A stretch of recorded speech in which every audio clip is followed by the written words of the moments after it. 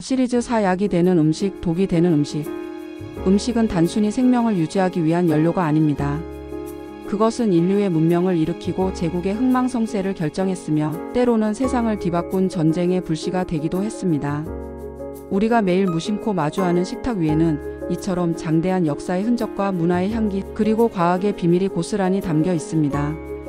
어떤 음식은 생명을 보존하는 귀한 약이 되어 문명을 일으켰고, 또 어떤 음식은 인간의 욕망을 자극하는 독이 되어 역사의 물줄기를 바꾸었습니다.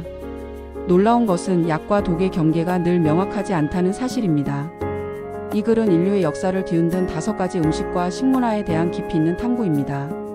문명의 초석이었으나 현대에는 공공의 적이 된 소금, 세계사를 바꾼 각성제 커피와 차, 대항해 시대를 연 욕망의 결정체 향신료, 우리 몸의 작은 우주를 지배하는 발효 음식, 그리고 아름다움을 향한 왜곡된 욕망이 낳은 역사상 최악의 다이어트까지.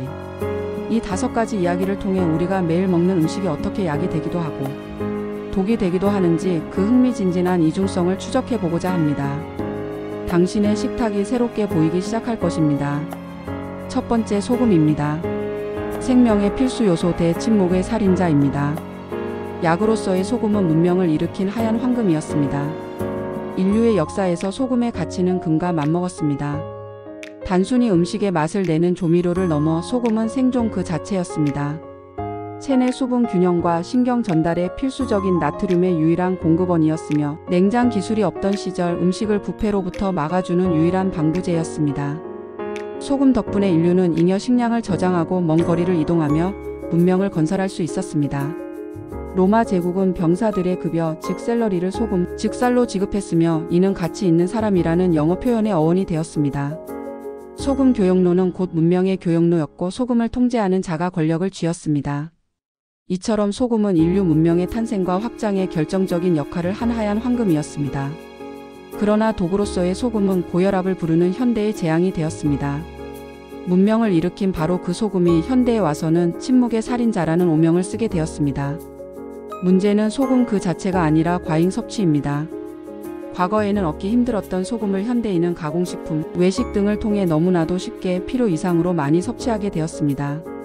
과도한 나트륨 섭취는 혈액 내 나트륨 농도를 높입니다. 우리 몸은 농도 균형을 맞추기 위해 혈관 속으로 수분을 끌어들여 혈액량을 늘립니다. 늘어난 혈액량은 혈관벽에 가하는 압력을 높이는데 이것이 바로 고혈압입니다. 고혈압은 그 자체로는 증상이 없지만 장기적으로 혈관을 손상시켜 심근경색, 뇌졸중, 심부전 등 치명적인 심내혈관 질환의 가장 강력한 위험 요인입니다.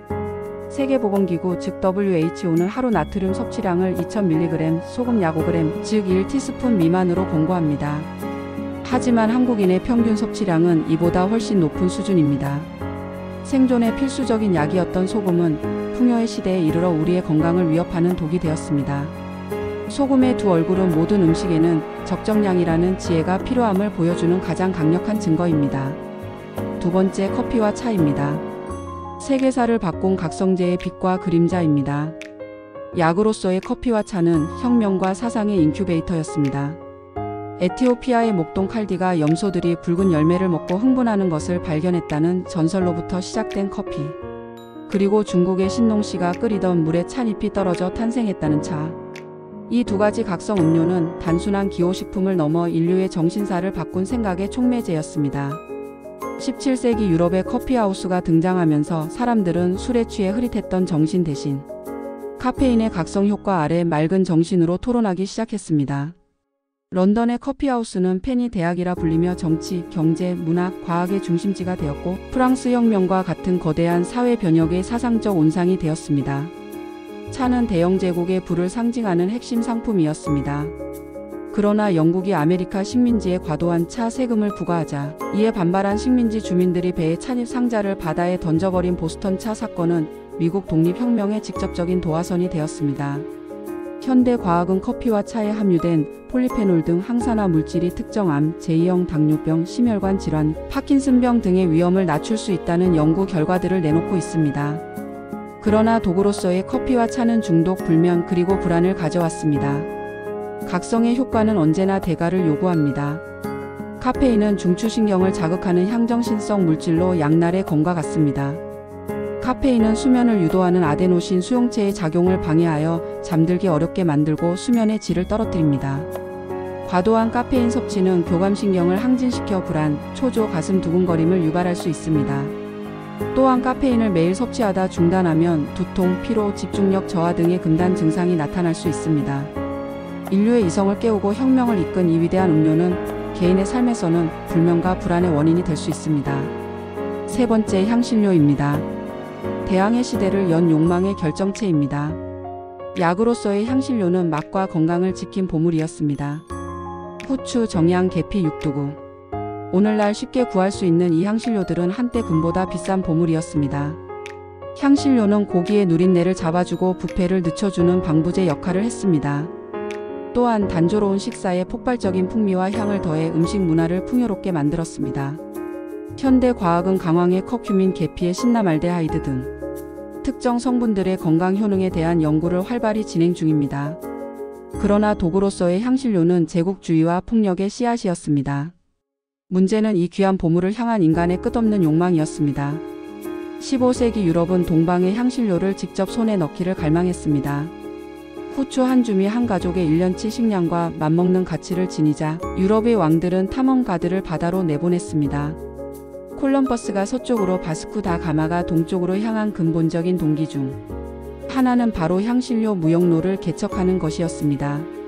새로운 항로가 열리자 유럽 열강들은 향신료 생산지를 차지하기 위해 잔혹한 전쟁을 벌였습니다. 그들은 원주민을 학살하고 노예로 삼았으며 수백 년간 이어질 식민지 착취의 역사를 시작했습니다. 작은 후추 열매 하나가 인류 역사상 가장 거대한 폭력과 탐욕의 시대를 연 것입니다. 네 번째, 발효 음식입니다. 장을 지배하는 미생물의 세계입니다. 약으로서의 발효 음식은 제2의 뇌를 다스렸습니다. 김치, 된장, 요거트 등 발효 음식은 인류가 음식을 오랫동안 보존하기 위해 터득한 가장 오래된 지혜 중 하나입니다. 발효는 미생물이 유기물을 분해하여 인간에게 유익한 새로운 물질을 만들어내는 과정입니다. 발효 음식은 프로바이오틱스의 가장 중요한 공급원입니다. 이 유익균들은 장내에 정착하여 유해균의 증식을 억제하고 장 점막을 튼튼하게 합니다. 최근 과학계는 장 건강이 뇌 기능과 정신 건강에 지대한 영향을 미친다는 사실을 밝혀내고 있습니다. 장은 제2의 뇌라 불리며 장내 미생물 군집, 즉 마이크로바이옴의 균형은 면역 체계 조절과 행복 호르몬이라 불리는 세로토닌 생성에까지 관여합니다. 하지만 도구로서의 발효 음식은 나트륨과 위생의 문제를 안고 있습니다. 모든 발효 음식이 무조건 좋은 것은 아닙니다. 김치, 된장 등 많은 전통 발효 음식은 보존성을 높이기 위해 다량의 소금을 사용합니다. 이는 나트륨 과잉 섭취와 고혈압의 원인이 될 수 있습니다.